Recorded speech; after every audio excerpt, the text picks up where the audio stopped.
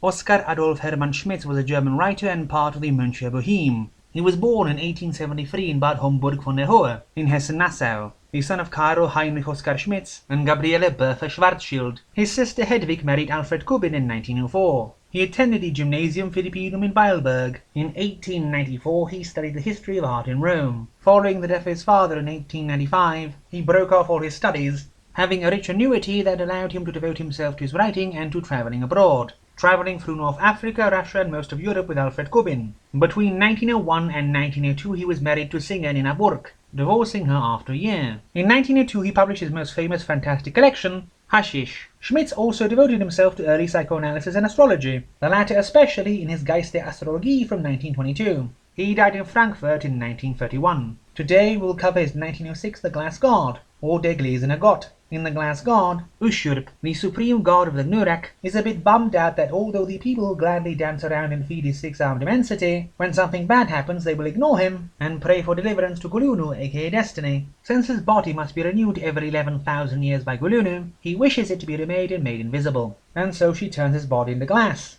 The people are ecstatic, but refuse to feed him now, since they can very much see what he has eaten, and it is not a pretty sight. Then a demon comes and gives Üschürp wine, which colours him red. This makes people argue about what it means, leads to a whole multi-generational war, and in the end the demon returns, bores a hole in his body and shatters the god, before the people turn on him and tear him to pieces. The king has Mirifin, the son of the gods, descend to earth to learn about humans. Finding a pathetic gathering of dirty poor men in the swamps of Bal-y-Suman, they all tell him how riches are the cause of all evil, while having only lived in poverty. Mirifin prays for his father to give them what they want, before meeting the King Balsoraman, who alone went into exile with understanding, and whose deeds were misconstrued by a sinister dark-robed man, who gleefully watches people fall into ruin, and whom the king calls his bitter enemy. Balsoraman then tells Mirifin the story of his life, which, while not very detailed, is better written and more interesting than the borderline didactic whining of the people from the swamp. The remaining two stories have nothing fantastic about them at all, and both concern Lothar Daneck, a man who has way too much money and is bored way too much with it. The catch has him wander around Italy, without anything really happening. At most he comes to a fishing village where all the men have the same name, and where they fish by stabbing spears into the water, such that they are only left with heaps of ragged torn shreds of fish meat and skin. Klaas in Wieland has Lothar's cousin Leo invite him to a castle to meet his new beloved Klasin. The story sketches out the people at the castle as an array of eccentric figures, but Schmitz does not do much with them at all. Instead, after a pointless and barely sketched out romance with Giuditta, the daughter of the Marchesa,